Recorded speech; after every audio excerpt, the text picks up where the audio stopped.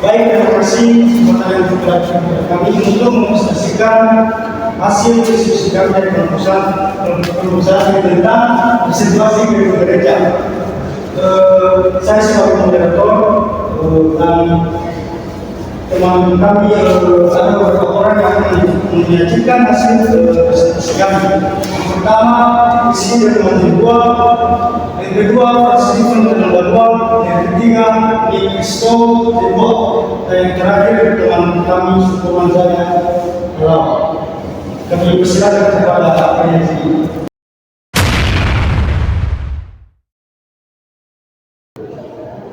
Karena latar belakang yang akan observasinya itu pembangunan gedung gereja yang berada di sekolah T yang berlokasi di Desa Warga yang telah berdiri sejak tahun 1950 dan terus mengalami renovasi dari tahun ke tahun sebagai upaya pelestarian kembali pada umat Kristianisme. Melalui observasi ini diketahui bahwa gereja tersebut merupakan perpaduan antara teknologi konstruksi dan tradisional dan modern dengan sistem gotong royong sebagai wujud nilai sosial masyarakat. Penggunaan material lokal seperti batu, pasir, dan kayu mencerminkan kearifan lokal yang mendukung keberlanjutan lingkungan dan perekonomian warga. Selain itu, bangunan ini memiliki nilai budaya dan spiritual yang tinggi karena menjadi pusat kegiatan keagamaan sekaligus simbol identitas masyarakat baik. Oleh karena itu, observasi ini penting dilakukan untuk memahami keterkaitan antara nilai peradaban, kearifan lokal, dan penerapan teknologi berwawasan budaya dalam pembangunan gedung bersejarah. Di mana kami telah memberikan lima rumusan masalah. Yang pertama, bagaimana penerapan teknologi tradisional dan modern pada pembangunan gedung gereja GKP Oraya Sekolah. Kedua, apa aja nilai peradaban dan kearifan lokal yang tercermin dalam proses pembangunan serta bentuk arsitektur gereja tersebut. Ketiga, bagaimana peran masyarakat melalui sistem gotong royong dalam mempertahankan keberadaan gedung gereja dari masa ke masa. Keempat, sejauh mana penggunaan material lokal berpengaruh terhadap kekuatan, efisiensi, dan keberlanjutan bangunan gereja. Kelima, bagaimana hubungan antara nilai sosial budaya, ekologis, dan spiritual yang terdapat pada gedung gereja GKP Oraya Sekolah dengan konsep teknologi wawasan peradaban.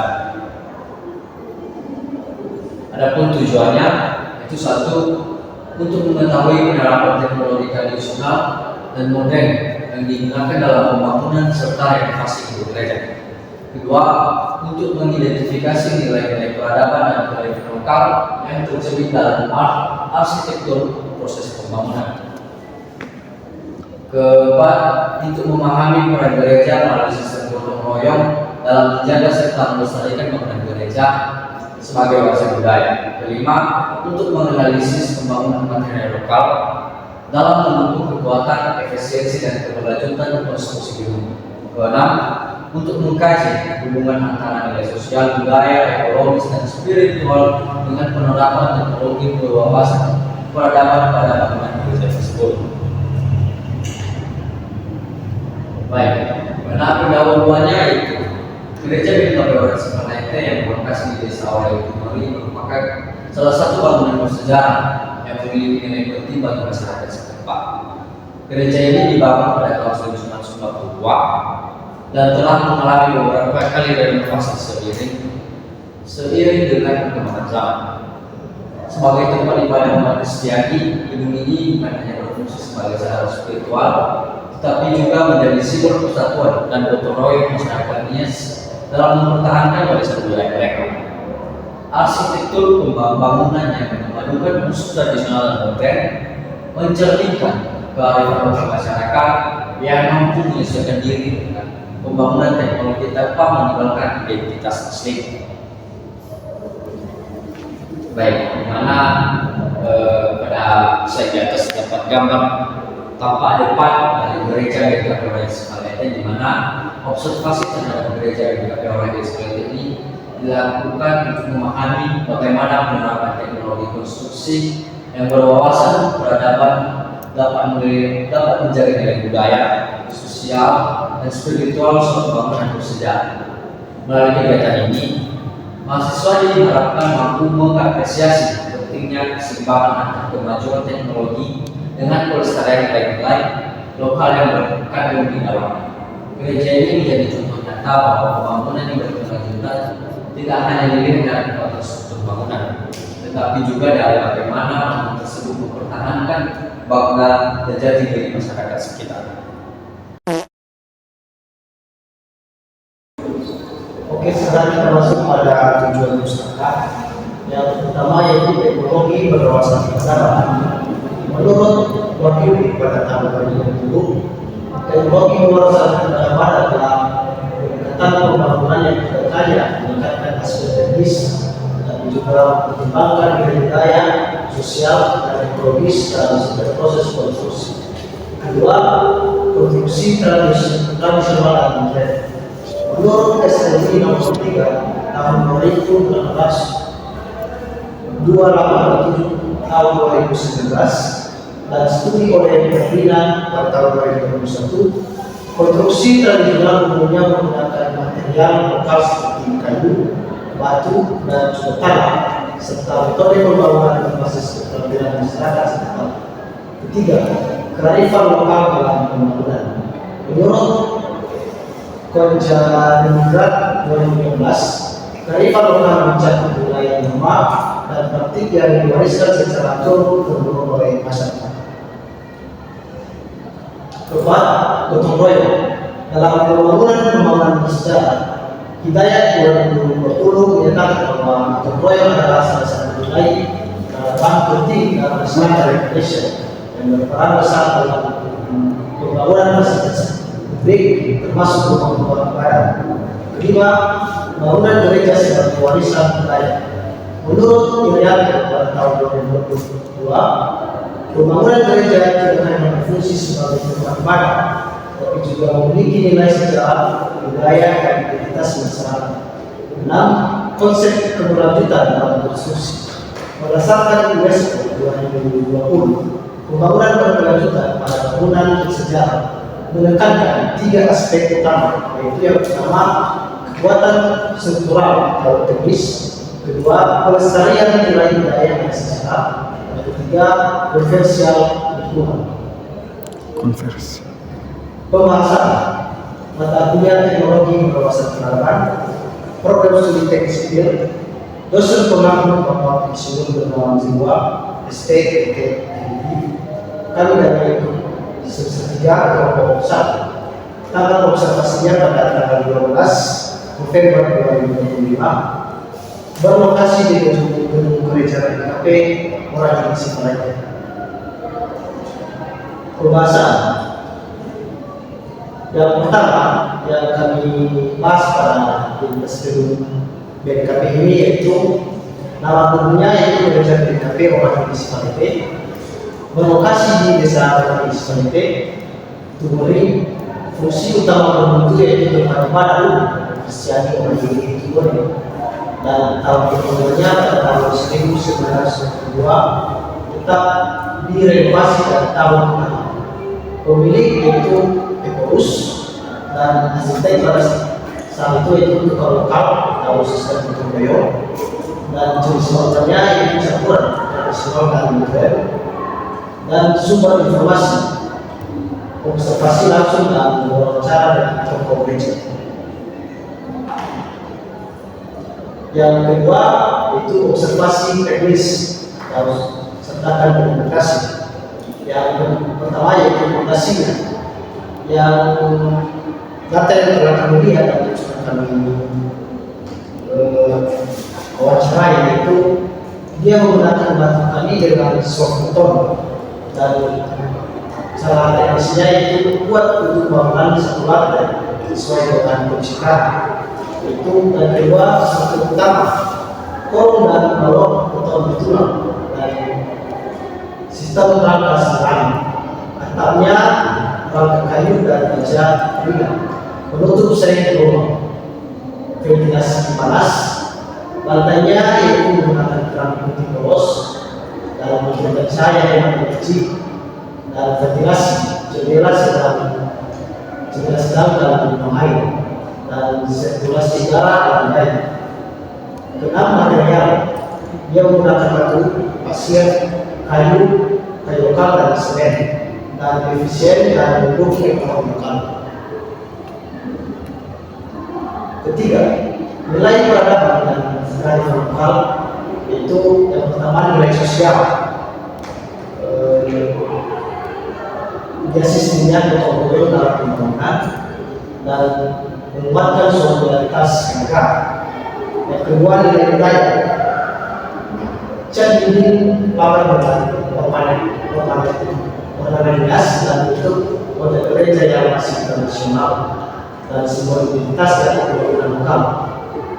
Tiga, nilai ekologis. Ventilasi alami, minim, listrik dan sederhana dan juga ramah lingkungan. Keempat, nilai spiritual digunakan untuk ibadah dan meningkatkan nilai kemanusiaan. Baik, saya akan untuk menjelaskannya. Yang dimana di sini analisis, perbandingan atau serta dokumentasi. Nah, di sini ada aspeknya itu struktur dan material. Nah, selanjutnya teknologi atau tradisional lokal, yang dimana di sini ada kayu. Selanjutnya teknologi modern sekarang, yang dimana betul-betulan. Dan selanjutnya kelebihan atau kekurangan, yang dimana itu betul kuat tapi kurang nilai budaya. Yang selanjutnya bentuk dan tata ruang, yang dimana teknologi tradisional itu luas atau transparan. Selanjutnya teknologi modern sekarang, yang dimana ruang fungsionalnya terpisah. Dan selanjutnya kelebihan itu tradisional atau lebih sosial. Selanjutnya konstruksi dan teknik, yang dimana teknologi tradisional atau lokasi, gotong royong, manual. Selanjutnya teknologi modern sekarang, yang dimana mesin dan kontraktor. Dan kelebihan dan kekurangan itu, yang dimana tradisional hemat biaya, tetapi misi juga hemat waktu. Selanjutnya hasil wawancara atau serta komunikasi, yang dimana narasumber itu pilihan spiritual, jabatan atau hubungannya, yaitu pelayan gereja. Selanjutnya ringkasan atau pelayanan, yang dimana pada awal pembangunan semua menggunakan bahan alam, tetapi seiring bertambah usia bangunan maka sering direnovasi dengan menggunakan bangunan-bangunan yang lebih modern agar gedungnya dapat bertahan sampai ke depannya. Adapun beberapa tukang yang sudah ikut berkontribusi dalam pembangunan tersebut, di mana ada 3 orang yang tukang tersebut. Yang pertama Jabat Jebua, yang kedua Ni Jebua, yang ketiga Eni Jebua, dan keempat Yeri Jebua.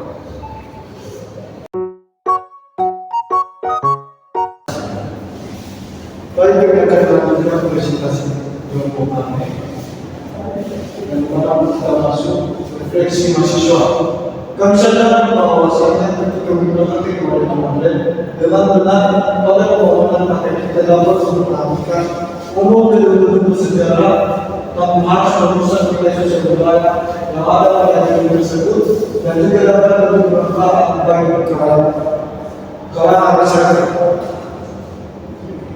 Kesimpulan dari hasil pembahasan kami itu hasil observasi terhadap gedung gereja juga perguruan di desa Wayang menunjukkan bahwa bangunan ini merupakan perpaduan antara teknologi konstruksi tradisional dan modern yang tetap mempertahankan nilai sosial budaya, ekologis, dan spiritual masyarakat setempat.